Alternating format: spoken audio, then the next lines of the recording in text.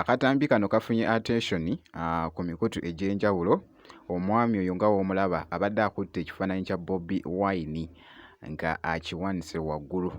Naye nno abantu baabaddemu okusinga babadde ba NRM era nga bwe tumanyi nti nno okulonda kw'abavubuka munnange ate esayidi eyo nga kukyagenda mu maaso.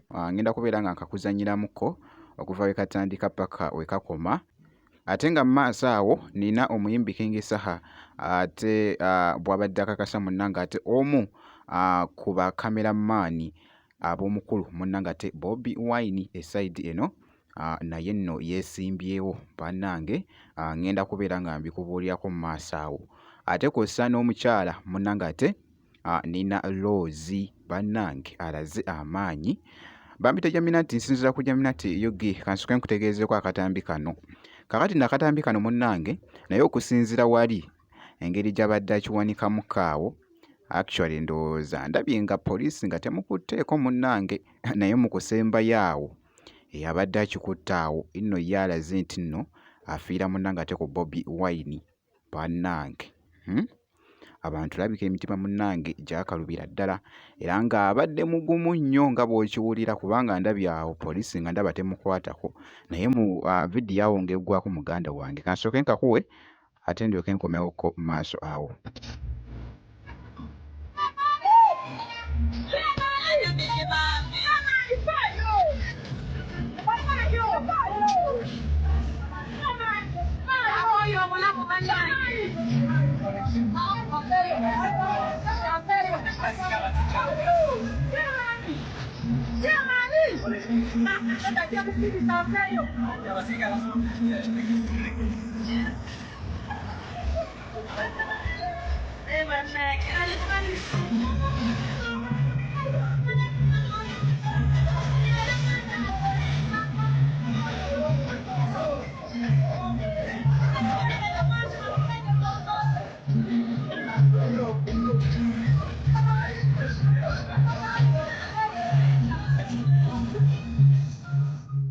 Era ng'akatambi ako katredinze nnyo okwetooloola munnange ate kafunye attention wali comments zibadde mpitirivu nnyo esayidi eyo nga alaga ye awagira munnange ate Bobi Wine.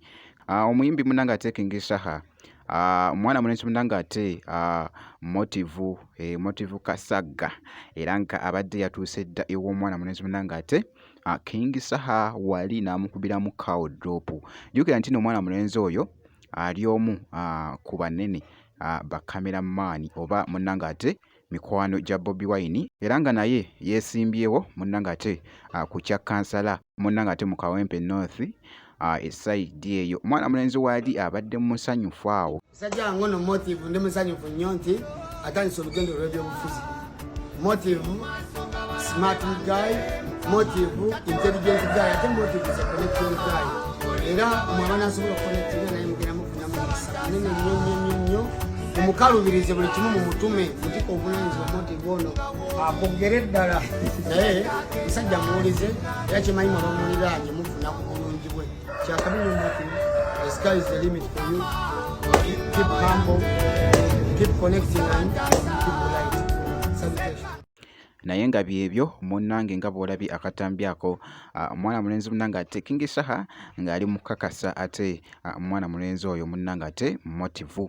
Katugende mu maaso wali it is a Ugandan property era nno nga eyo nno sirogo ye atera nnyo gikozesa nnyo era nga mu biseera ebisinga kasita obeera nga weegendereza nnyo ke kasooka it is a Ugandan property bannange nina Rose naye nga bw'omulaba abadde ayambadde kye bayita okwambala ebifaananyi ndowooza obiraba muganda wange era nga naye munnange ali munnange ate mu kujja wali essembabule era ng'ali mu kwegwanyiza munnange ate ekifo esayidi eyo ekyobwa MP era nga ajjidde munnange ate mu kibiina ekya NUP.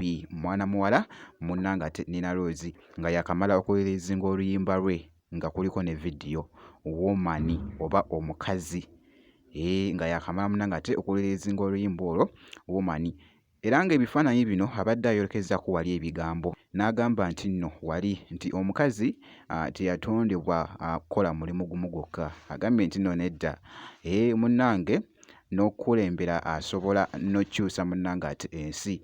Oyo nno ye mukazi oba woman wali muganda wange gwe alaba Jaminat Yugi. Bye bigambo ebimu byabadde ayolekezza munnanga ate ku bino ebifaananyi. Wali wonna ye mwana muwala munnanga ate Nina Rose. Bwe nti bwe nkoze bambi era omukyekingako ngenda kubeera nga nkomawo kaawo mu maaso.